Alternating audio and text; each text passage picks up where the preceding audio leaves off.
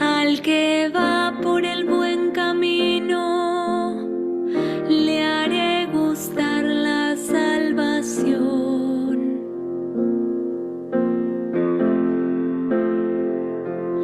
Al que va por el buen camino, le haré gustar la salvación.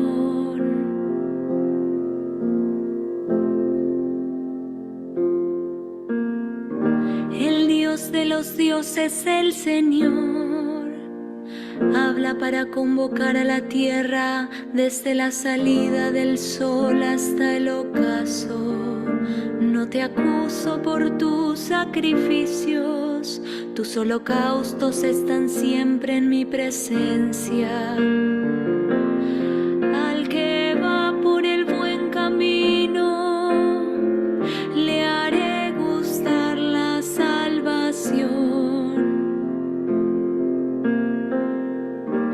Si tuviera hambre no te lo diría, porque es mío el mundo y todo lo que hay en él. ¿Acaso voy a comer la carne de los toros o a beber la sangre de los cabritos?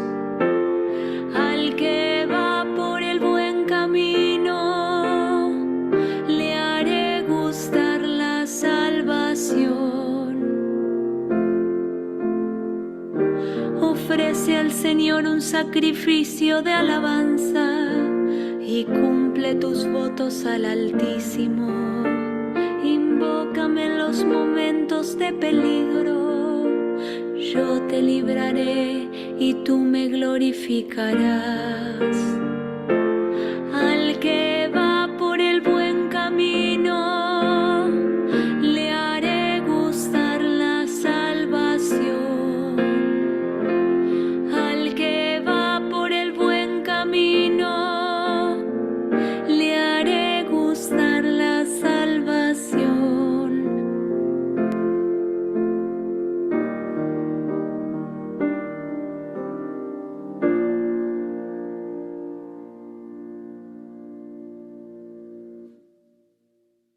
Hola, ¿qué tal? Buenas noches. Qué gusto que nos volvemos a encontrar en nuestro espacio virtual de Biblia. Esta noche, nuestra clase de Jesús de Nazaret, última de este primer semestre, y agradezco tu presencia y espero te encuentres bien de salud en unión de toda tu familia. Como siempre, vamos a comenzar eh, nuestra reunión, nuestra clase, como debe de ser. Vamos a pedirle a Jesús de Nazaret y a su Espíritu Santo que nos tengan la misericordia de estar entre nosotros y que nos ayuden a entender mejor la palabra de Dios que conocemos por los labios de Jesús de Nazaret. Por lo tanto, te invito a que juntos digamos en el nombre del Padre, del Hijo y del Espíritu Santo. Amén. Padre nuestro que estás en el cielo, santificado sea tu nombre. Venga a nosotros tu reino. Hágase, Señor, tu voluntad, en la tierra como en el cielo. Danos hoy nuestro pan de cada día. Perdona nuestras ofensas, como también nosotros perdonamos a los que nos ofenden. No nos dejes caer en la tentación y líbranos del mal. Amén. Gloria al Padre, al Hijo y al Espíritu Santo, como era en el principio, ahora y siempre, por los siglos de los siglos. Amén.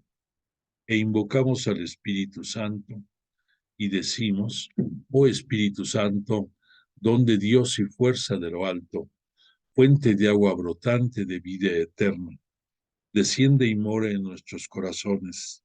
Haznos verdaderos adoradores del Padre, condúcenos a la plenitud de la verdad y transfórmanos en testigos de Jesús para llevar su nombre hasta los confines de la tierra.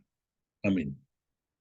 Bueno, nuestra intención de esta noche es suplicarle a Jesús de Nazaret que por la intercesión del Espíritu Santo y Él siendo el reflejo del Padre, nos permita que en este Adviento que hemos estado viviendo y que concluye el próximo domingo, de verdad nos transforme a todos nosotros y nos ponga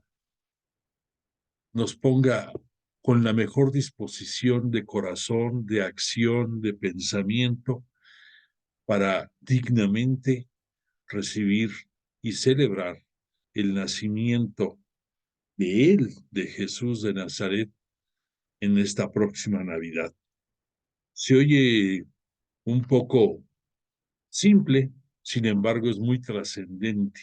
De verdad, estos 4 domingos que se viven antes de la celebración del nacimiento de Jesús, nos van sensibilizando, nos van dando la esperanza, nos van dando la alegría, nos van dando la fe, y le vamos a terminar pidiéndole el amor necesario, y con todos esos ingredientes, pero sobre todo viviéndolos, estar en la mejor disposición de recibir a Jesús en nuestro corazón. De verdad, lo deseo para ti, para toda tu familia, para todos nosotros integrantes de este chat, de este grupo de Biblia, y para todos en el mundo. Recordemos que nuestra iglesia es cristiana, pero es católica porque es universal. Y acostumbrémonos a que nuestras peticiones no sean únicamente para unos cuantos, sino para todos, así como Él nos vio con esos ojos y, y por nosotros, por todos nosotros, entregó su vida. Bueno, pues celebremos la próxima venida a esta tierra a través del seno virginal de María, la siempre Virgen María Santísima, y que por obra del Espíritu Santo se encarna y llega a nosotros. Bueno, que así sea. Y refiriéndome al salmo que acabas de escuchar, este canto inspirado en el Salmo 50 del orden hebreo, el 49 del orden griego, vemos aquí este salmo fue compuesto por Asaf.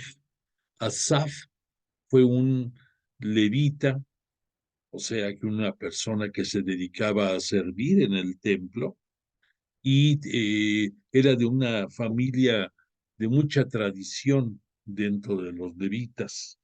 Él, al igual que Coré, que hemos estado escuchando algunos salmos en tiempos recientes, También compuso 12 salmos, igual que Coré.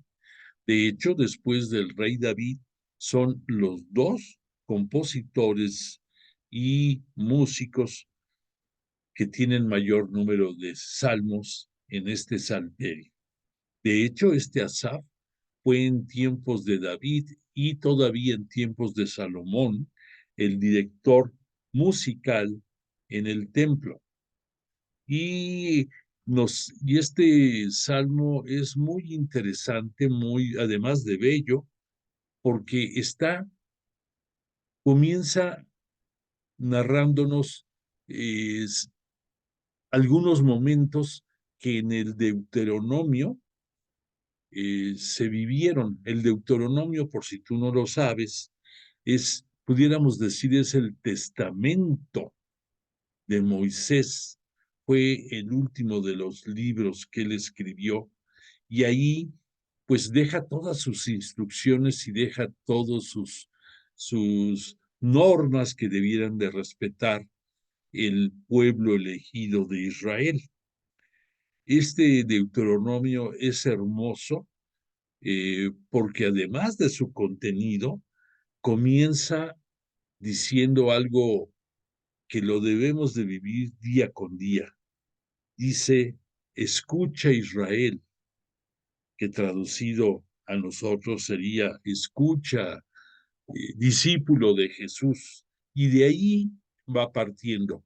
Y con este Moisés, que obviamente era un profeta eh, de los mayores junto con Elías para todos los judíos, se empieza a perfilar la necesidad de dejar los holocaustos, de dejar la adoración a dioses paganos y centrarse únicamente en darle culto a Yahvé Dios, el Dios de dioses, como pudieran decir por ahí.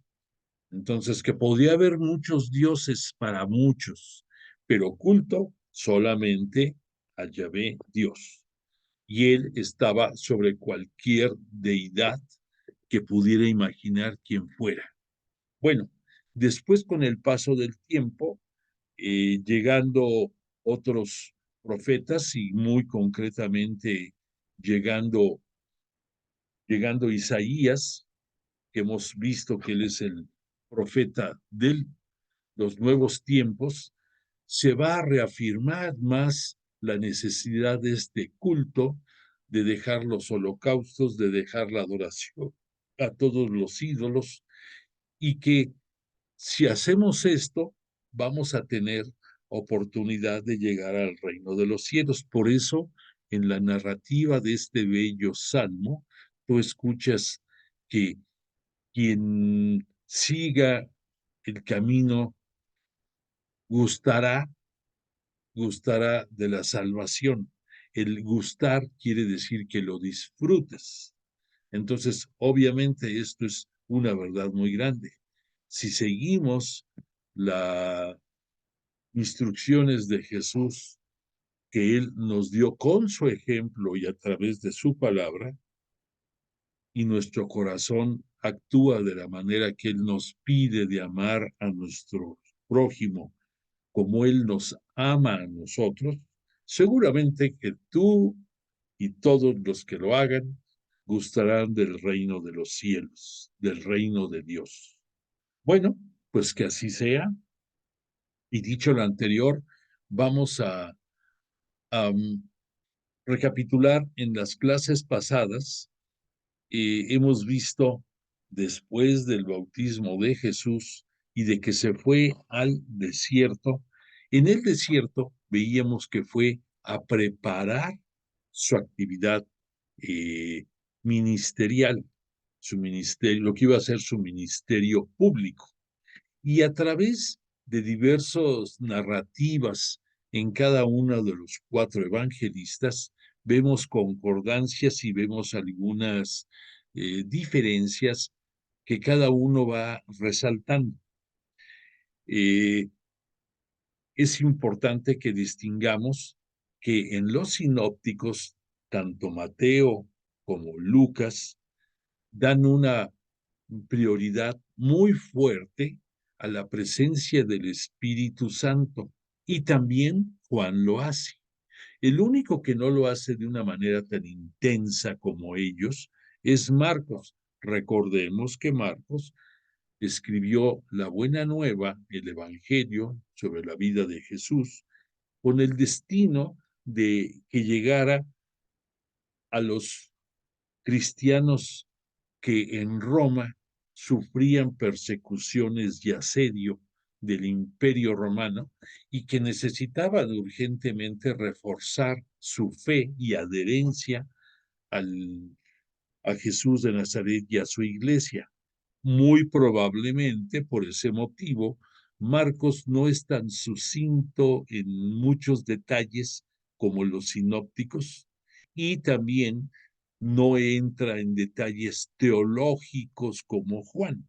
De hecho, el Evangelio de Marcos fue el primero que se conoció, recuerda, hablamos de que apareció más o menos por el año 64 y como y nada más como un perfil para que te des una idea de esto, tanto Pedro como Pablo van a morir en Roma, más o menos entre el año 65 y el 67. Ahí te das cuenta de lo real que era ese asedio del imperio en contra de los que integraban la nueva iglesia cristiana católica. Bueno, entonces, eh, Marcos no se remite tanto a esto, pero sí tanto Mateo como Lucas y como Juan nos presentan desde sus inicios la importancia del Espíritu Santo. Ese Espíritu Santo que probablemente a ti y a muchos nos tocó no conocerlo y no estudiarlo a profundidad cuando fuimos pequeños, cuando fuimos jóvenes, y que realmente el Espíritu Santo solamente nos servía para decir el nombre del Padre, del Hijo y del Espíritu Santo, y párale de contar, no nos metíamos en más andanzas. Ahora que estamos afortunadamente eh, inspirados y movidos por el Espíritu Santo y por la intercesión de Jesús de Nazaret, vamos conociendo más acerca de, de este, de la Santísima Trinidad. Entonces ya, pues apreciamos más a Dios Padre, a Dios Hijo y a Dios Espíritu Santo, tres personas consubstanciales y que entre los tres hacen toda la obra de la creación, hacen toda la obra de propagar la palabra de Dios llegada a la plenitud, los tiempos de la plenitud, los tiempos mesiánicos que ya hemos visto, comienzan con la encarnación de Jesús en el seno virginal de María, ahí se inician los tiempos mesiánicos. Bueno, dicho lo anterior, vimos que, por ejemplo, el Espíritu Santo se manifestó desde la boca de Juan Bautista cuando se da el bautismo, más bien dicho, el acto de purificación en Jesús en el Jordán, y cuando él habla del Espíritu Santo, Juan, a algunos de sus discípulos, hablo de discípulos de Juan, cuando hace referencia a que vio que descendía en forma de paloma el Espíritu Santo. Y además lo vuelve a recalcar cuando él dice que después de él viene alguien que bautizará con agua. Bueno, no dice con agua, sino que dice que bautizará con fuego y agua. Y el fuego se refiere al Espíritu Santo. Por esa razón, cuando llegue el momento de Pentecostés, veremos que desciende sobre los apóstoles y los discípulos y la Virgen María reunidos en el cenáculo aquel domingo 28 de mayo del año 30, como en forma de lenguas de fuego el Espíritu Santo. Entonces, entiendes, asocia la narrativa de Juan Bautista con el hecho que pasó en Pentecostés y vas a entender mejor el por qué el fuego es una de las manifestaciones del Espíritu Santo. Lo mismo vimos que cuando fue el camino del Éxodo, cuando van hacia la tierra prometida, el Espíritu Santo se manifestaba como una nube que los cubría en el día a todos los peregrinos, a toda la caravana de judíos, de israelitas que iban hacia la tierra prometida, y por las noches les alumbraba, daba fuego para mitigar el frío que había en el desierto y también como una manifestación de la protección del Espíritu Santo que ellos no conocían, por supuesto, que bajo ese nombre lo más que llegaron a avanzar fue que era el Espíritu de Dios y hasta ahí. Bueno, pues entonces hago mención de esto porque es, además de la persona de Jesús de Nazaret, el Espíritu Santo es el otro gran actor, el otro gran participante de la propagación, de la promulgación de la palabra de Dios Padre, llegado el tiempo de la plenitud cuando mandó a su único hijo a este mundo. Bueno, ya vimos en los dos, en los tres sinópticos, la manera en que comienza Jesús su ministerio público. Después de estar en el desierto donde preparó todo su plan y que allí, entre otros detalles, el maligno Satán lo quiso persuadir de cambiar el sentido de su labor mesiánica en este mundo, que no lo logró, por supuesto que no. Después de ahí se desplaza inspirado, movido por el Espíritu Santo, Jesús hacia Galilea y concretamente hacia Nazaret. Ahí vimos cómo Lucas presenta la promulgación del ministerio de Jesús en la sinagoga en Cafarnaún, cuando le toca leer a Jesús el rollo del libro de Isaías, y que después de que lo enrolla y lo devuelve, les dice que esa profecía ese día se ha cumplido. Entonces, algo bellísimo en el cual, pues, se presenta bajo la óptica de Lucas e inicia su ministerio público. En el caso de Mateo, que es otro de los sinópticos, ya hablamos que él, su evangelio dividido en 7 partes, el primero hablando de la genealogía de Jesús y el último hablando de su pasión y muerte, deja un espacio de 5 capítulos, 5 grandes capítulos que se van a referir únicamente al reino de los cielos. Recordemos que para los judíos no pronuncian el nombre de Dios como nosotros, no pronuncian el nombre de Yahvé en los tiempos de ellos y siempre buscan otros adjetivos relacionados a la característica que quieren resaltar de, de grandeza de Dios, pero no dicen Dios ni dicen Yahvé, y por eso dicen Adonai, por eso dicen Sebaot y otros adjetivos más.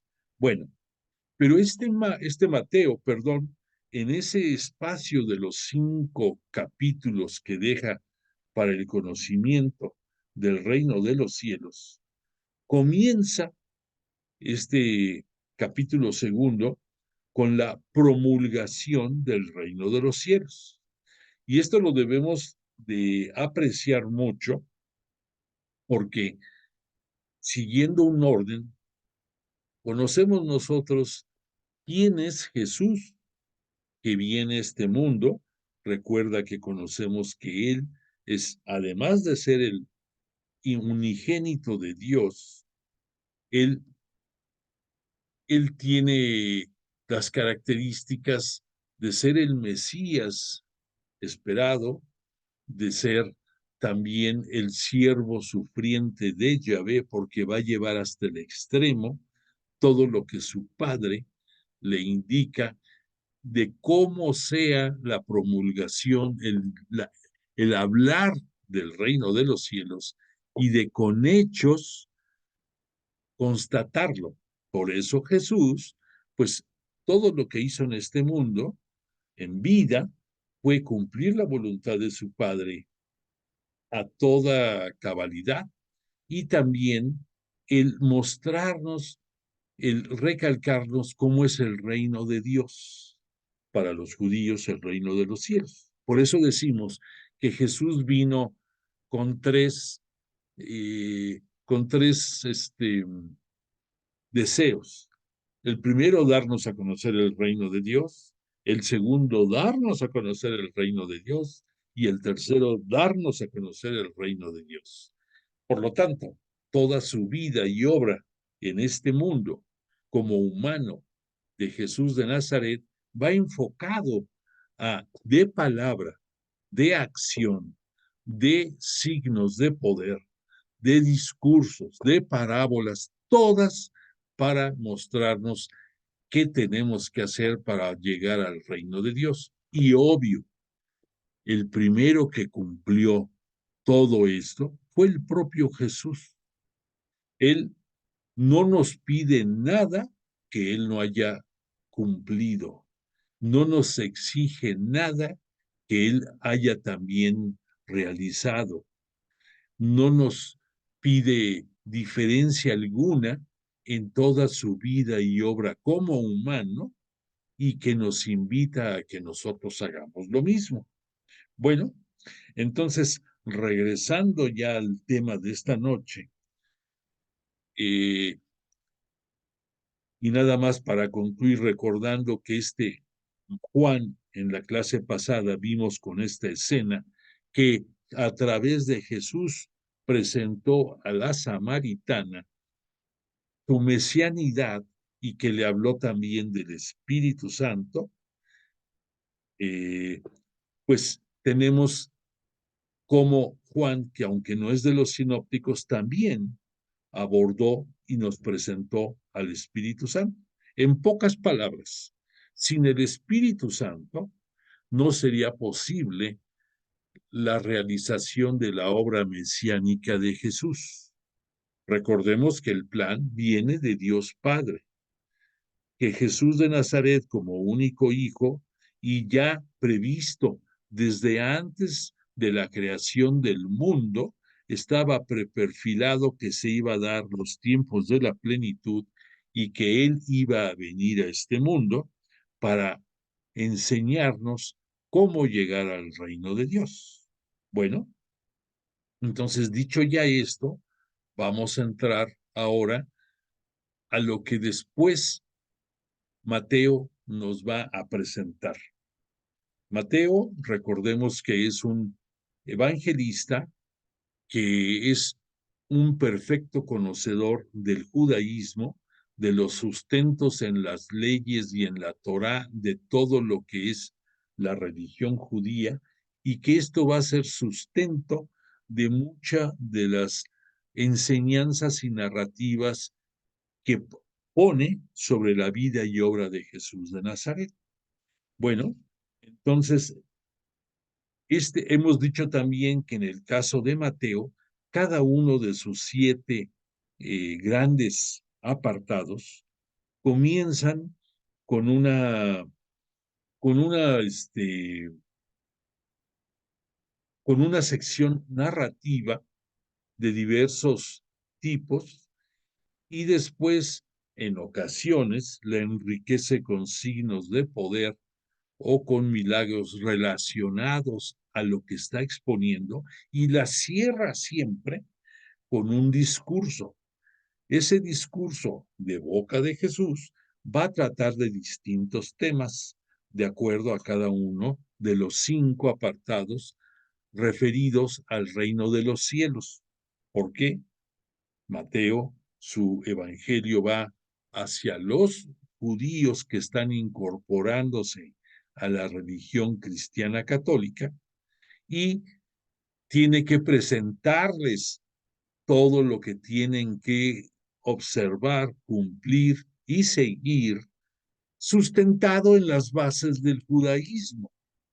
No diciendo abiertamente, tienes que ser judío para ser un buen cristiano católico, pero sí soportando las acciones para que cualquiera que venga del judaísmo vea una coherencia y vea una continuidad en lo que ellos, a través de la ley emitida a través de Moisés, lo entendiera mejor.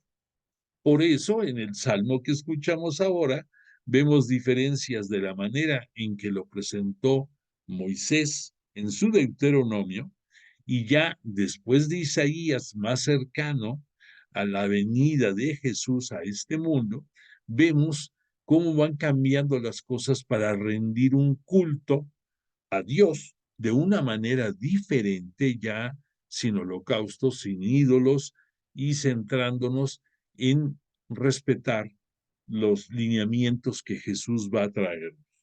Bueno, entonces concretamente vamos a meternos al capítulo 5 del Evangelio de Mateo, en el cual nos va a presentar las bienaventuranzas. Entonces, entendamos, vamos a centrarnos ahorita en Mateo. Mateo ya nos presentó la genealogía de Jesús, ya nos puso claro de que viene de la dinastía del rey David, nos habló de las tres grandes bloques de antecesores de Jesús, partiendo desde Abraham, partiendo más o menos del año 1850 antes de Cristo, hasta que él viene a este mundo a través del seno virginal de María y por obra del Espíritu Santo.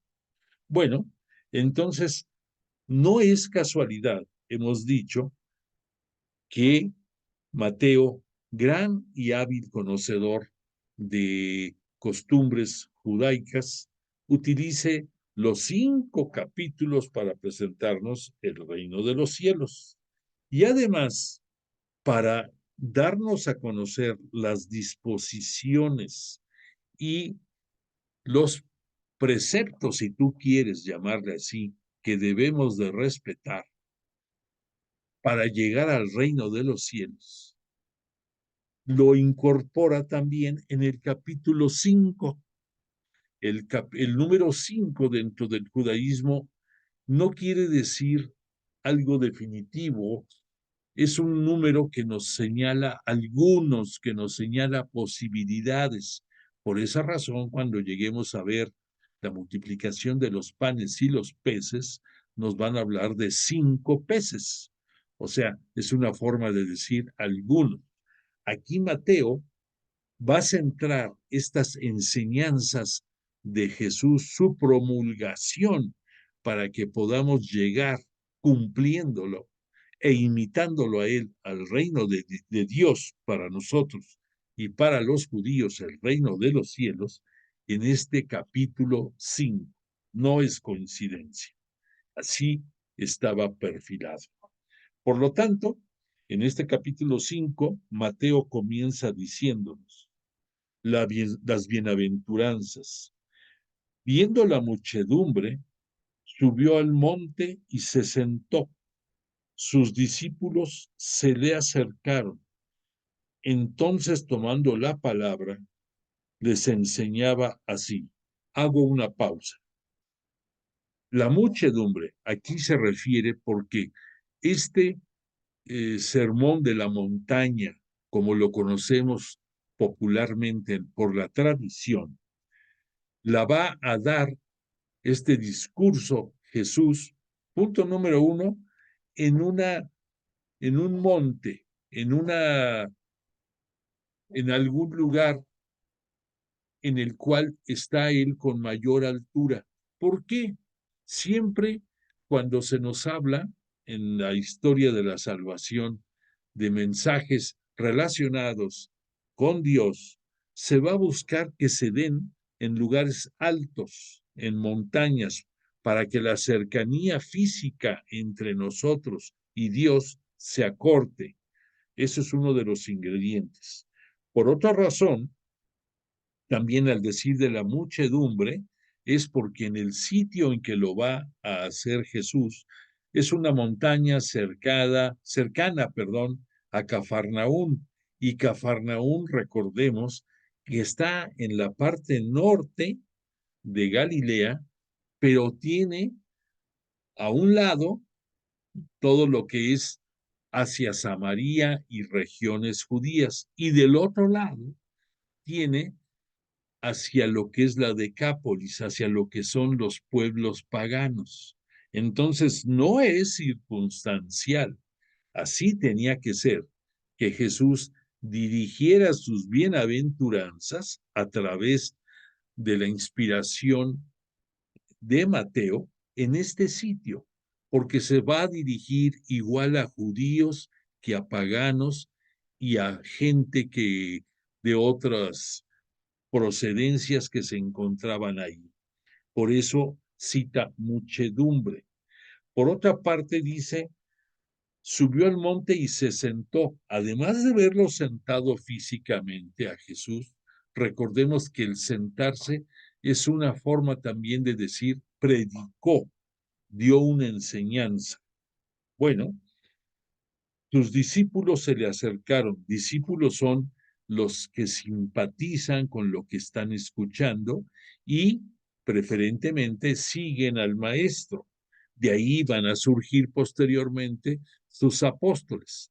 La diferencia va a ser que un apóstol tiene ya una misión encomendada. Un discípulo es únicamente simpatizante y probable seguidor. Ya como para acabar este comentario, en esta imagen que tú estás viendo, tú ves a Jesús con dos colores distintos en su vestimenta. El azul evoca su divinidad celeste. En este caso, el rojo pudiera ser otro color, probablemente el café, se ocupa mucho, un beige o algo así, significa su divinidad terrestre. Entonces, en la persona de Jesús estás viendo aquí las dos divinidades, su unión hipostática que él siempre gozó, y aquí se está dirigiendo toda la muchedumbre. ¿Qué les dijo? Escucha bien. Les dijo, bienaventurados los pobres de espíritu.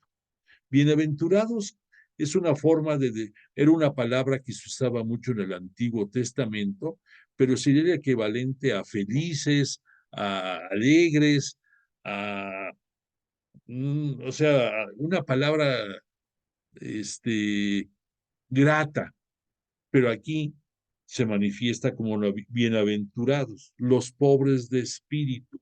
Aquí recordemos que el espíritu no se está refiriendo Jesús a una de las partes integrantes del ser, de acuerdo a los judíos. Los judíos efectivamente pensaban que el cuerpo estaba compuesto de carne y sangre.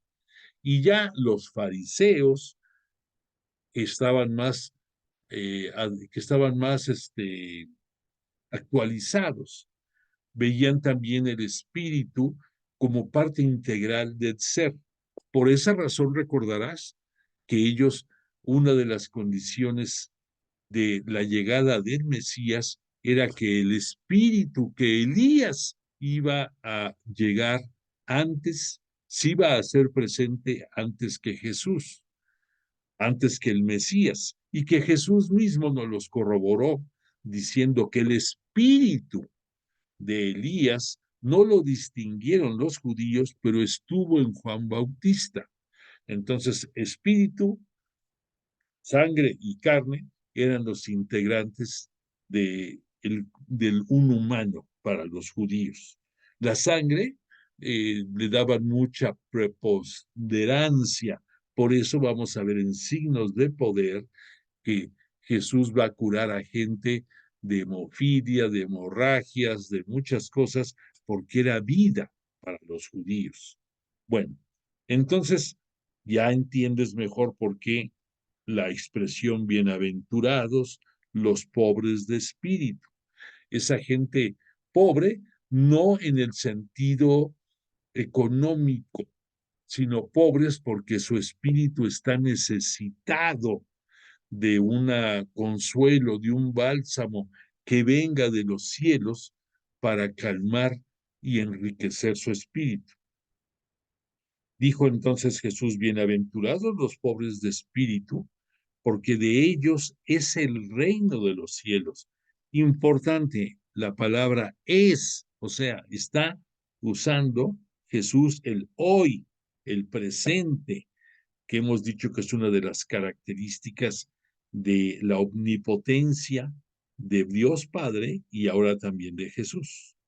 Y continúa, bienaventurados los mansos, porque ellos poseerán en herencia la tierra. Mansos, aquí no lo interpretemos como pasividad, sino manso sería un sinónimo de alguien dispuesto, de alguien humilde que va a aceptar lo que le ofrecen. Eso sería la mansedumbre en este texto. Y después dicen, bienaventurados los que lloran, porque ellos serán consolados. Esto, obvio, no requiere explicación alguna. ¿Cuánta gente hay que por necesidades diversas lloran y necesitan consuelo?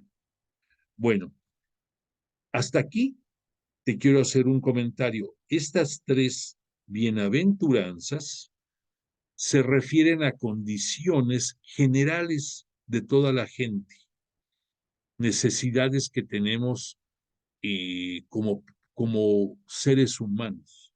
Las siguientes bienaventuranzas van dirigidas ya a las condiciones personales que tenemos que aceptar y lo que nos indican que hagamos para poder ser bienaventurados, para poder ser felices y como consecuencia poder aspirar a llegar al reino de Dios o al reino de los cielos. Continúo. Dice, bienaventurados los que tienen hambre y sed de justicia, porque ellos serán saciados. Bienaventurados los misericordiosos, porque ellos alcanzarán misericordia. Bienaventurados los limpios de corazón, porque ellos verán a Dios. Aquí ya están usando en la traducción griega, Mateo, la palabra Dios. Continúo, bienaventurados los que trabajan por la paz, porque ellos serán llamados hijos de Dios. Bienaventurados los perseguidos por causa de la justicia, porque de ellos es el reino de los cielos. Bienaventurados seréis cuando os injurien y os persigan, y cuando por mi nombre, por mi causa, os acusen en falso de toda clase de males. Alegraos y regocijaos, porque vuestra recompensa será grande en los cielos, pues de la misma manera persiguieron a los profetas anteriores a vosotros. Esta última bienaventuranza lleva dedicatoria especial para sus discípulos y apóstoles. Te la vuelvo a leer. Bienaventurados seréis cuando os injurien y os persigan, y cuando por mi causa os acusen en falso de toda clase de males. Alegraos y regocijaos, porque vuestra recompensa será grande en los cielos, pues de la misma manera persiguieron a los profetas anteriores a vosotros. Aquí Jesús les está dando doble catequesis. Por un lado, está haciendo ver que los profetas anunciaron su palabra, muchos fueron difamados, fueron otros perseguidos y muchos de ellos fueron muertos, fueron matados por, por sus anuncios sobre Dios. Entonces aquí lleva doble mensaje. Por un lado, Jesús nos está dando la certeza y la claridad de que Juan Bautista fue el último de los profetas del Antiguo Testamento. Por otro lado, nos está haciendo un antes y un después de lo que es el profetismo. Ahora el profetismo quedará en la boca de los que anuncien las bienaventuranzas y las buena nueva de la vida de Jesús de Nazaret. Jesús de Nazaret es la buena nueva. Jesús de Nazaret es el evangelio. Todos los que hablen y propaguen la palabra de Dios serán profetas, y por eso tú, en tu bautismo, recibiste las potestades de ser sacerdote, rey y profeta, porque tienes, al igual que Jesús, las mismas prerrogativas que él tuvo en vida, y que él fue un profeta, el máximo profeta que puede haber, y que tú como discípulo estás moralmente obligado a ser también un profeta. Bueno, todo esto, entonces ya te lo mencioné, son, pudiéramos decir, son tres apartados. Uno, de condiciones generales de cualquier humano, las tres primeras bienaventuranzas: pobres de espíritu, mansos y los que lloran.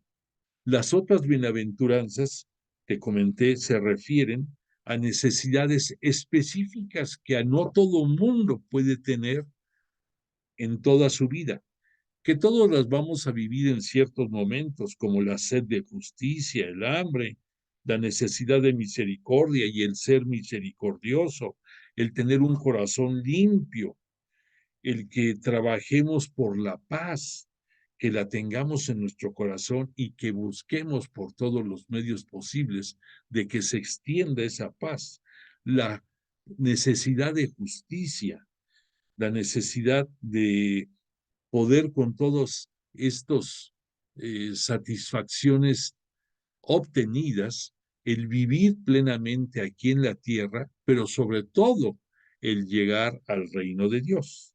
Y la última que te digo, que va con especial dedicatoria para los discípulos. Ahora, te quiero hacer un comentario. Si tú pusiste atención, las bienaventuranzas son 8, pero muchos de los exégetas estudiosos profundos de la Biblia nos comentan que probablemente la bienaventuranza número del versículo 3 y la del 4 pudieran ser equivalentes. ¿Cuáles son? La de los pobres de espíritu y la de los mansos. Muchos estudiosos de la Biblia nos dicen que es una, pudiéramos decir, una duplicidad, entre comillas. Y es probable, escucha bien, es probable. ¿Por qué? Porque probablemente la intención de Mateo era el presentarnos 7 bienaventuranzas. ¿Por qué? Porque el 7 es la plenitud. Que ya en la versión griega que se divulgó, que apareció cuando se dio a conocer su buena nueva, probablemente ahí vino este ajuste y quedaron en 8. Pero en el fondo es probable que este Mateo haya querido irse a 7 bienaventuranzas. Bueno, después de esto nos va a hablar este Jesús de otros requisitos y condicionantes para poder llegar al reino de Dios. Escucha bien. Continuó diciendo Jesús: vosotros sois la sal de la tierra, mas si la sal se desvirtúa, ¿con qué se la salará?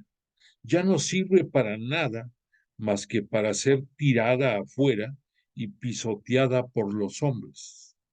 Esto quiere decir que tú debes de ser sal para los demás, que tú debes dar sabor a su vida y dar consuelo en los momentos que lo requieran, apoyo, ser misericordiosos, que te vean a ti como alguien necesario para seguir adelante. Por eso hace la similitud Jesús de este hacer con ser sal y todavía le agrega sal y luz del mundo. ¿Por qué? Porque continúa. Vosotros sois la luz del mundo. No puede ocultarse una ciudad situada en la cima de un monte, ni tampoco se enciende una lámpara para ponerla debajo del celemín.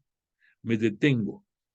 Cuando Jesús aquí dice eh, que no puede ocultarse una ciudad situada en lo alto del monte, te está invitando a que tú seas visiblemente congruente, que así como hablas y dices, sea tu actuar también. Entonces, que tú seas de verdad alguien que se vea y que se aspire a ser como esa ciudad. Y cuando dice de una lámpara para ponerla debajo del sedemín, el sedemín era un mueble que se usaba mucho en aquellos tiempos, que era un mueble que pudiera tener 4 o 3 patas que le daban un poco de altura. Y sobre ese mueble se ponían los candeleros o las lámparas para que alumbrara. Entonces Jesús te está diciendo, tú eres luz del mundo, pero no vas a poner esa vela debajo del sedemín. ¿Por qué? Porque no va a alumbrar a nadie.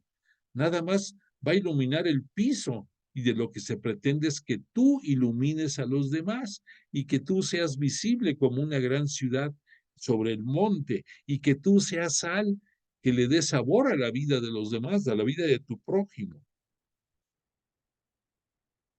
Continúo, sino en el candelero para que alumbre a todos los que están en la casa. Brille así vuestra luz delante de los hombres, para que vean vuestras buenas obras y alaben a vuestro Padre que está en los cielos. Entonces, que a través de ti conozcan a Jesús de Nazaret y al conocer a Jesús de Nazaret, conozcan a Dios Padre y que le den a través de palabras y de obras alabanza y culto. Bueno, después Jesús sigue hablando en este discurso, no penséis que he venido a abolir la ley y los profetas. No he venido a abolirlos, sino a darles cumplimiento. ¿Por qué dice esto? Porque ya veremos más adelante que Jesús va a resaltar mucho que todos los 613 preceptos que los judíos estaban obligando a todos los integrantes del judaísmo a respetar, los ahogaban, los, los perdían en nimiedades, en banalidades, en detalles sin importancia, y dejaban lo importante que era alabar y dar culto a Dios Padre. Y que él, como judío de nacimiento, respetaba la ley. Recordemos que la ley son los 5 primeros libros de la Tanaj, de la Biblia hebrea, de nuestro Pentateuco. Para ellos, esos 5 libros es la ley. Entonces Jesús, por supuesto que lo respetaba. Estos 5 libros que a través de Moisés conocieron todos los judíos, Jesús también los respetaba, pero aclara, no he venido a abolirlos, sino a darles cumplimiento. Pero el cumplimiento va a ser de acuerdo a como debe de ser, no ahogándose con los preceptos que los judíos obligaban. Os aseguro, continúa, que mientras duren el cielo y la tierra, no dejarán de estar vigentes ni una i ni una tilde de la ley hasta que todo suceda.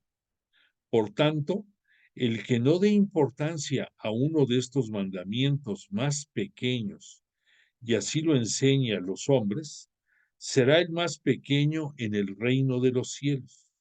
En cambio, el que los observe y los enseñe, éste será grande en el reino de los cielos. ¿Qué significa esto? Lo que aquí pone el autor sagrado, de que no vine a abolir ni una i ni una tilde, la explicación de esto es que no, que hasta el más mínimo detalle que se encuentra en la ley judía es válido y debe de ser respetado, y que él no viene a cambiar nada, ni lo más mínimo, sino viene a darle vigencia y que todo esto suceda, pero de una manera diferente, pero él así lo explica. O sea, él no viene a abolir, él viene a enseñar cómo llegar al reino de los cielos, cómo llegar al reino de Dios para nosotros. Continúa Jesús diciendo, la justicia nueva superior a la antigua, porque os digo que si vuestra justicia no es mayor que la de los escribas y fariseos, no entraréis en el reino de los cielos. Recordemos que los fariseos eran los que se fijaban en todos esos pequeños detalles que ahogaban a los judíos, y los escribas eran simpatizantes de los fariseos, y los escribas eran personas que se dedicaban a la transcripción de los libros y textos sagrados y se consideraban muy conocedores de la ley y hasta se atrevían a ser jueces en algunas, para dirimir algunas querellas o discrepancias. Bueno, no te confundas, una cosa son los levitas, que son los que ayudan en el templo, en un equivalente, pudiéramos decir, a un sacristán del templo, y otra cosa los escribas. Los escribas son los que escribían. Bueno, después dice Jesús, habéis oído. Cuando dice Jesús, habéis oído, cuidado, va a decir algo importante, que se dijo a los antepasados, no matarás, pues el que mate será reo ante el tribunal. Pues yo os digo que todo aquel que se encolerice contra su hermano será reo ante el tribunal. El que llame a su hermano imbécil será reo ante el Sanedrín, y el que lo llame renegado será reo de la gehenna de fuego. Te comento, aquí nos marcan tres diferentes instancias. Nos está hablando, primero, Jesús, de que no solamente el matar, el acto de privar de la vida a alguien, debe de ser castigado, sino que aquel que a su hermano lo insulte, lo haga menos, por eso aquí cita la palabra imbécil como una forma de, de hacerlo menos, va a ser reo de los tribunales y será reo del Sanedrín el que llame renegado. También, bueno, el tribunal era una instancia que impartía justicia en muchas de las ciudades judías. El Sanedrín era el tribunal máximo que se encontraba en Jerusalén y que era presidido por 71 personas, entre doctores de la ley, entre ancianos, entre gente respetable de la localidad, y eran 70, y había uno que era el gran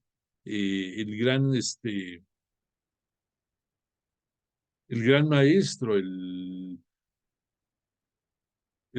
Caifás y Anás eran los que en su momento eran los que presidieron en época de Jesús el Sanedrín, el gran doctor de la ley, pudiéramos decir, para que nos entendamos. Y cuando aquí Jesús mete el término de la gehenna de fuego. La gehenna era, de acuerdo a las creencias hebreas, el lugar de fuego al que llegaban los espíritus que no tenían la oportunidad de llegar al reino de los cielos, el lugar de castigo, el lugar de eterno de separación de Dios, algo como lo que nosotros pudiéramos identificar como el infierno, la privación del gozo de poder estar con Dios Padre. Bueno, continúo. Entonces, si al momento de presentar tu ofrenda en el altar, te acuerdas de que tu hermano tiene algo contra ti, deja tu ofrenda allí delante del altar y vete primero a reconciliarte con tu hermano. Luego vuelves y presentarás tu ofrenda. ¿Qué nos está diciendo Jesús? Que seamos congruentes, que no se te ocurra estar tú en un acto de culto de la liturgia, pudiéramos decir un domingo, el día del Señor, en tu parroquia, asistiendo a la celebración de la Eucaristía, y tú tengas problemas graves con tu hermano, y no solamente tu hermano carnal, sino se refiere a hermano de, de espíritu, hermano de religión, hermano cristiano católico, o hermano aunque no sea cristiano católico. Cualquier persona, si tú tienes algunas diferencias y tienes eh, rencores y tienes, estás distanciado de alguien, que dejes, que te salgas del templo y vayas primero a ponerte en paz con tu prójimo y después regreses con tu ofrenda. Tu ofrenda pues es tu propia persona, tu oración, probablemente eh, hasta tu limosna o algún ofrecimiento específico que vayas a dar, que poco importa que tú lleves una ofrenda si tu interior tiene diferencias con tu prójimo. Que seas congruente, que suspendas, te salgas de ahí, te pongas en paz y ya después de que hagas esto, regreses y presentes tu ofrenda. Bueno, continúa diciendo Jesús, ponte enseguida a buenas con tu adversario mientras vas con él de camino, no sea que tu adversario te entregue al juez y el juez al guardia y te metan a la cárcel. Es otra extensión de que si tienes problemas también de índole que ameriten instancias judiciales o legales, que te pongas en paz también. De ahí podemos entender la importancia de esa sabiduría popular que te dicen que más vale un buen arreglo que un mal pleito. No lleves a pleitos las cosas, mejor busca un buen arreglo con quien te ha ofendido o a quien tú has ofendido y busca que ahí paren las cosas, porque si no, los abogados van a trabajar, van a acusar, van a consignarte ante las autoridades judiciales, probablemente termines en el botiquín o privado de la libertad. ¿Y qué necesidad hay de eso? Hasta ahí llega Jesús en sus enseñanzas. Yo te aseguro que no saldrás de allí hasta que no hayas pagado el último céntimo. Entonces, esto ponlo en práctica. Continúa diciendo Jesús, habéis oído que se dijo, no cometerás adulterio. Pues yo os digo que todo el que mira con deseo a una mujer ya cometió adulterio con ella en su corazón. Por tanto, si tu ojo derecho te da ocasión de tropiezo, sácatelo y arrójalo de ti. Más te conviene que se pierda uno de tus miembros que no que todo tu cuerpo sea arrojado a la gehenna. ¿Qué nos dice aquí Jesús? Que el adulterio no solamente se consuma carnalmente la acción. Y seamos claros, para poder cometer adulterio, se supone que debes de estar casado. Si no estás casado, no estás cometiendo un adulterio. Mas, sin embargo, puedes ser soltero y tener relaciones extramaritales porque no estás casado, y eso es una fornicación, que aunque aquí no lo pone Jesús, pero debe de considerarse como tal. Entonces, es el pecar si estás casado, cometiendo adulterio, metiéndote con otra persona diferente a tu esposa o tu esposo. La fornicación, que si no estás casado, tengas relaciones sexuales sin estar casado. Y la otra, el que tú también de corazón, si se te atraviesa el menú de una guapa chica atractiva, sensual, que te ponga de cabeza, o de ese caballero, de ese hombre que te ponga a temblar tus rodillitas y tus piernas de verlo, y que ya estás pensando en muchas cosas más, que eso también te afecta, que eso es tener un adulterio o una fornicación, valga la expresión, de corazón, y que por lo tanto también es pecas.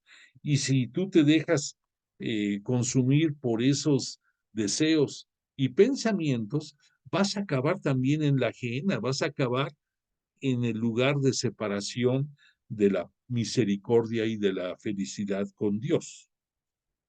Y al decir que tu ojo te lo arranques, no quiere decir en sí que te saques el ojo, porque pues todos estaríamos aquí tuertos, y yo creo que muchos estaríamos ciegos.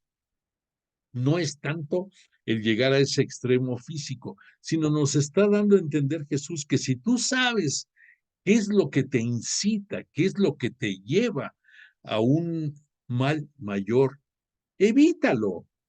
Por decirte algo, ¿qué necesidad tienes de estar viendo, no sé, acciones, eh, escenas, imágenes que te provoquen inquietud, que te hagan que, que te involucres mentalmente en ellas, y que ya te sientas que tú eres el actor o la actriz de la película? Y, en fin, no sé, eso sería la interpretación ya correcta, aplicada, de que te saques el ojo, que más vale que llegues tuerto a que te llegues a la perdición. O sea, que evites esas ocasiones que tú bien las conoces.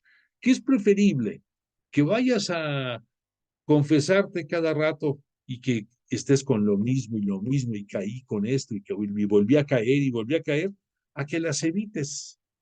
Cuesta trabajo, claro, no es fácil, pero tiende a eso, tiende a evitar esas ocasiones en lugar de estar pidiendo perdón porque no fuiste capaz de ponerle un alto a esas provocaciones. Bueno, si tu mano derecha te es ocasión de tropiezo, córtatela y arrójala de ti. Te conviene que se pierda uno de tus miembros antes de que todo tu cuerpo vaya a la gehenna. Es lo mismo, el ojo y la mano. ¿Y por qué la mano la señala Jesús?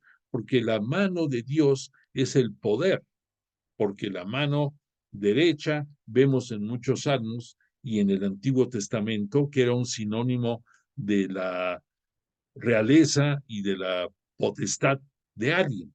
Entonces aquí nos está dando a entender también que ese poder que tienes en tu mano derecha también no lo maluces, porque por ese mal uso vienen también consecuencias negativas para ti. Jesús continúa, también se dijo, el que repudia a su mujer, que le dé acta de divorcio, que se había dicho eso. Pero yo os digo que todo aquel que repudia a su mujer, excepto en caso de fornicación, la hace ser adúltera, y el que se case con una repudiada comete adulterio. Te explico.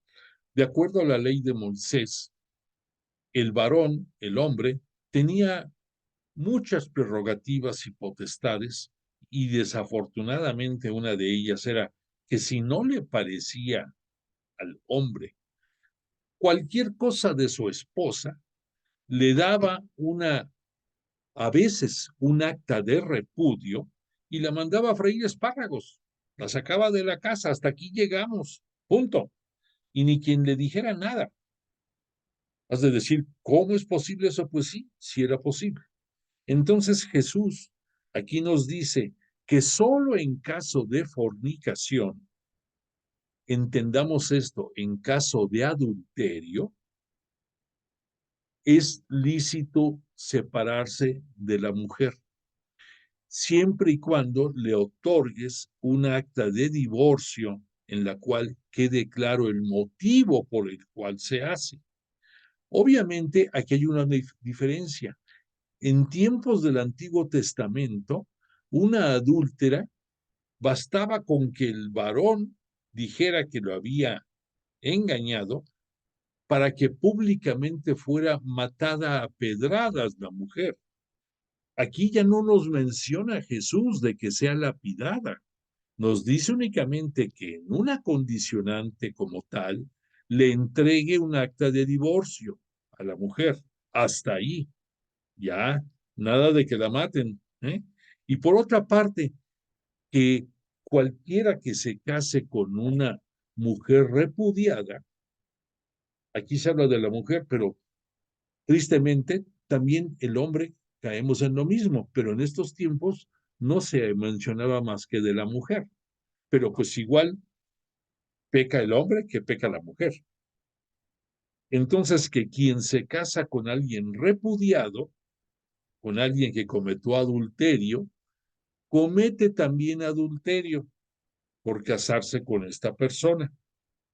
Entonces, aquí, en pocas palabras, Jesús nos está invitando a que respetemos la unión matrimonial y a que respetemos el dejar la casa paterna para unirnos en una sola carne y en un solo cuerpo, hombre y mujer, y que seamos fieles hasta las últimas consecuencias. Bueno, continúa diciendo Jesús, habéis oído también que se dijo a los antepasados, no perjurarás, sino que cumplirás al Señor tus juramentos. Pues yo os digo que no juréis en modo alguno, ni por el cielo, porque es el reino de Dios, ni por la tierra, porque es el estrado de sus pies, ni por Jerusalén, porque es la ciudad del gran rey, ni tampoco jures por tu cabeza, porque ni a uno solo de tus cabellos puedes hacerlo blanco o negro. Limitaos a decir, sí, sí, sí, si no, no, pues lo que pasa de aquí proviene del maligno. Explicación. Era muy común que en aquellos tiempos del Antiguo Testamento, antes de Jesús, se anteponía por Yahvé, yo te digo esto, y pues ni quien dijera nada. Era lo máximo que podías tú decir, el, el aseverar algo por la divinidad o por la ciudad santa, por Jerusalén. Aquí nos dice Jesús, nos los trae a colación, que Jerusalén es la ciudad del gran rey. ¿Por qué? Porque ahí de Jerusalén va a salir la salvación a través de Jesús. Bueno, entonces aquí nos dice Jesús, todo el que se va de boca, el que la lengua hace que hable de más, está bajo el poder del maligno. Entonces tú evita el hacer aseveraciones poniendo de por medio la divinidad o cualquier símbolo que creas tú que por decirlo los demás van a aceptarlo. En cambio, te invita a que seas transparente y que seas congruente y que te atrevas a decir, si tu respuesta es sí, sí, si tu respuesta es no, no, pero que seas transparente como él lo fue. Y por ser como él lo fue, él le costó la vida, pero siempre fue congruente y nos invita a que sí seamos nosotros. Continúa diciendo Jesús, habéis oído que se dijo ojo por ojo y diente por diente. Pues yo os digo que no resistáis al mal, antes bien, el que te abofetee en la mejilla derecha, ofrécele también la otra. Al que quiera, al que quiera pleitear contigo para quitarte tu túnica, déjale también el manto. Y al que te obligue a andar una milla, vete con él dos. A quien te pida, da, y no vuelvas la espalda al que desee que le prestes algo. Aquí Jesús nos está hablando mucho acerca de una ley que desde la época de Moisés se preservaba, se respetaba y se llevaba a la práctica, la conocida ley del talión, en la cual si tú recibías una afrenta, tenías la libertad de tomar venganza y de también causar el mismo daño a la parte contraria. Y que eso no era el ser vengativo, sino que era el obrar con justicia. Entonces, para ellos la justicia era, cóbrate las que te hagan. Para Jesús nos viene a presentar una visión nueva. No te quiere decir que si alguien te lastima, tú sigas ofreciéndote para que te siga lastimando. Se puede malinterpretar con mucha facilidad cuando él dice, si alguien te golpea en la mejilla, ofrécele la otra. No lo entendamos así, de que me hiciste un daño, pues sígueme haciendo daño. Me lastimaste, pues sígueme lastimando. No, sino que él se refiere, Jesús, a que no llevemos, que no continuemos buscando mal por mal, porque eso a nada bueno nos lleva. Y al contrario, que seamos desprendidos dentro de nuestras posibilidades. Por eso dice, si alguien te pide el manto, dale también la túnica. O sea, no, no te limites a que des lo que te están pidiendo, sino que si tú tienes posibilidad de ser más misericordioso, más generoso, lo hagas. Que aquí cuando cita al que te obliga a caminar una milla, camina con él dos. Es algo también similar en el que nos da a entender de que seas desprendido, de que no te limites a cumplir. Recordarás cuando nos nombraba la Madre Teresa de Calcuta que hay que dar hasta que duela. Creo que aquí viene muy al caso. O sea, si tú vas a hacer un bien, hazlo hasta que te duela. Si te van a quitar algo, dalo y sé generoso. ¿Cuántas veces en la práctica nos hemos visto asediados por muchas situaciones, por muchas personas que después dices tú, ay, este canijo, este desgraciado, me transó y me quitó este dinero, no me cumplió con esto otro? Jesús nos está invitando a verlo desde otra óptica. No quiere decir que no te hayan hecho un daño, pero que seas de corazón compasivo, que tú digas, que llegues a pensar, caray, me quitaron algo, pero probablemente ese algo que me quitaron lo necesita mucho esta persona, lo necesita mucho por necesidades familiares. Yo no conozco la situación que está pasando. A mí me quitó algo que yo no pretendía darle, pero me lo quitó. Bueno, pues vamos volteando la tortilla y decir, lamento que me lo haya quitado en una manera indebida, pero que sea para su beneficio, que le traiga un bien, que haga un cambio en su vida. No lo deseaba yo, pero pues obligadamente participé. Bueno, habéis oído que se dijo, amarás a tu prójimo y odiarás a tu enemigo. Fíjate, eso era la ley del talión, en parte. Odia a quien es tu enemigo. Yo os digo amad a vuestros enemigos y rogad por los que os persigan, para que seáis hijos de vuestro Padre Celestial, que hace salir su sol sobre malos y buenos, y llover sobre justos e injustos. Porque si amáis a los que os aman, ¿qué recompensa vais a tener? ¿No haces eso mismo también los publicanos? Aquí me detengo.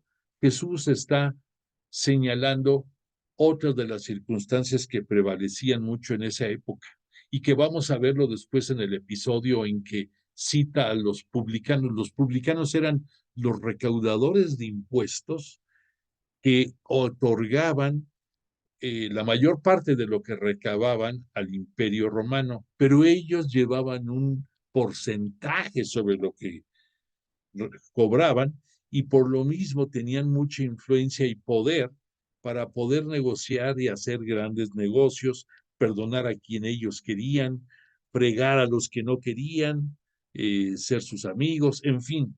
Entonces, aquí Jesús nos está dando a entender que Dios Padre hace que el sol salga para todos, buenos y malos. Entiéndolo de otra manera. Luego decimos, ay, hay mucha maldad, hay mucho, está tremenda la situación. Desafortunadamente sí, pero no porque haya mal, Dios lo permite o Dios lo manda, sino que el mal es la ausencia de bien y que el bien también existe junto con el mal, que tristemente a veces no tenemos opción y somos víctimas de la maldad. Es cierto, es una tristeza, pero también en otras ocasiones eh, no queremos eh, no queremos ser buenos y nos convertimos en malos también nosotros.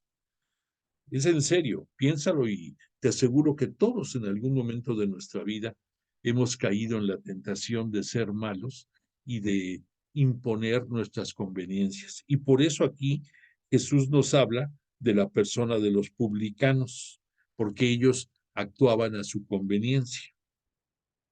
Continúo, y si no saludáis más que a vuestros hermanos, ¿qué hacéis de particular?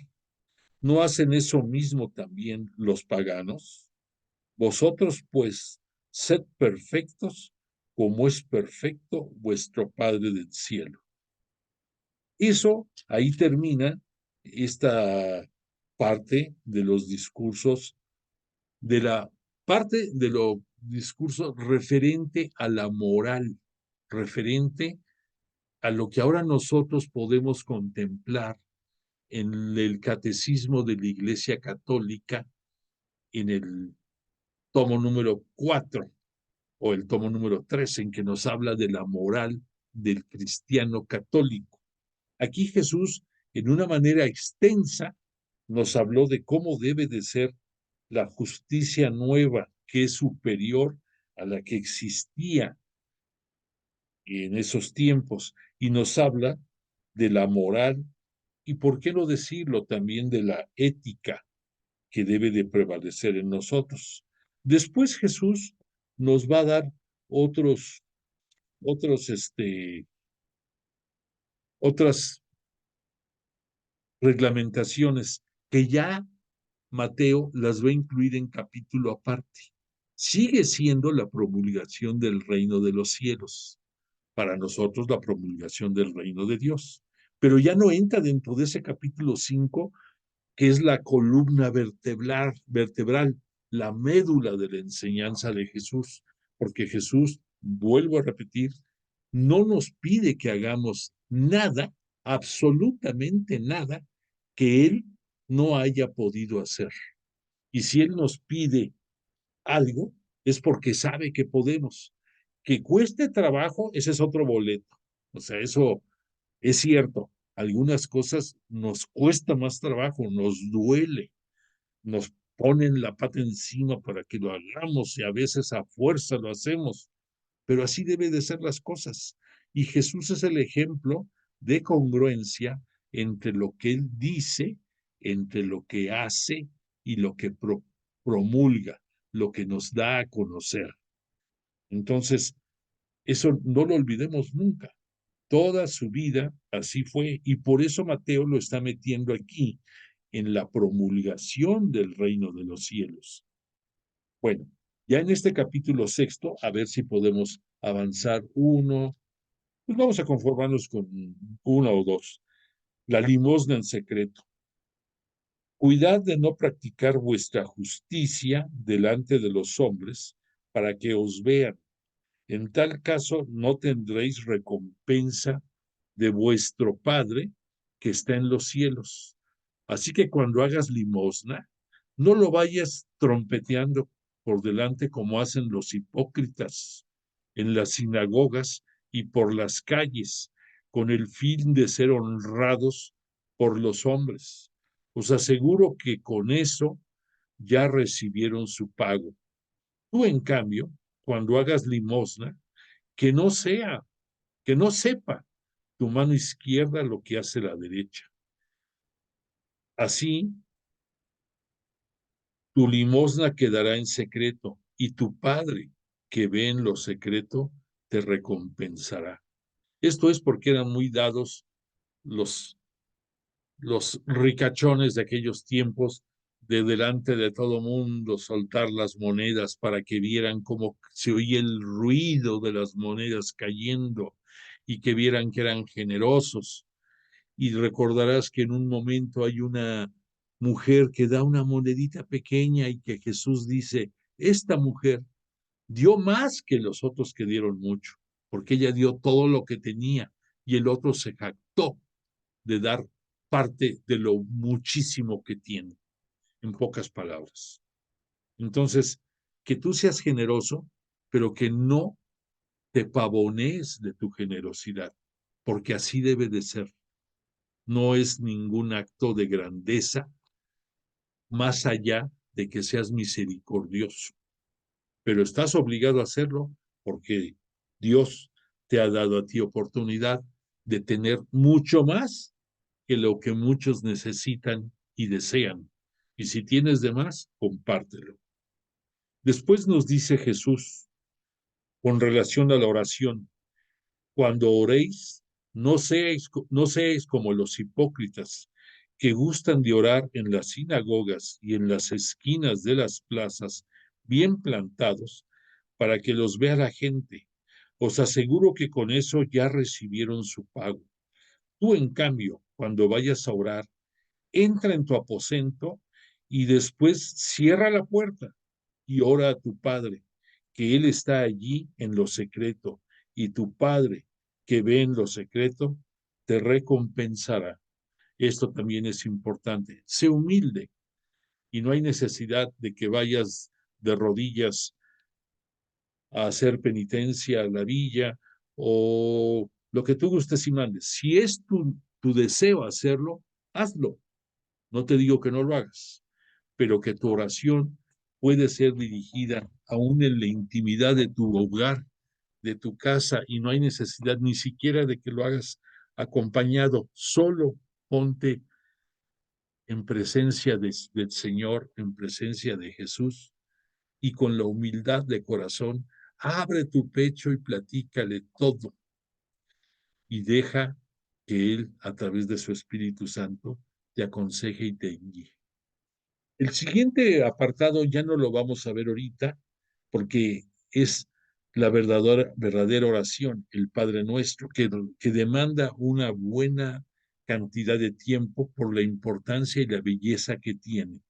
Entonces aquí vamos a dejar la enseñanza de la promulgación del reino de los cielos, de la promulgación del reino de Dios, que Mateo nos hace, y le agradecemos profundamente a Jesús de Nazaret y a su Espíritu Santo el que nos hayan acompañado esta noche, el que nos hayan permitido conocer cómo piensa Jesús, porque Jesús es ayer, hoy y siempre.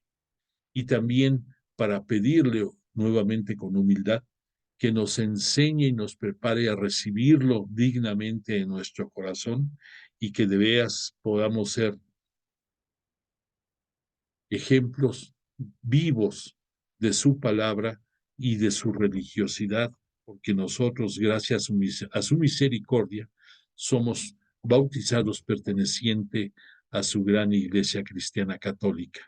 Bueno, pues deseo que tengas una Navidad hermosa en unión de tu familia, que de veras disfrutes el nacimiento de Jesús en tu corazón y que tengamos, si Dios lo permite, el día martes 9 de enero del 2024 nuestra siguiente reunión para continuar aprendiendo sobre Jesús de Nazaret.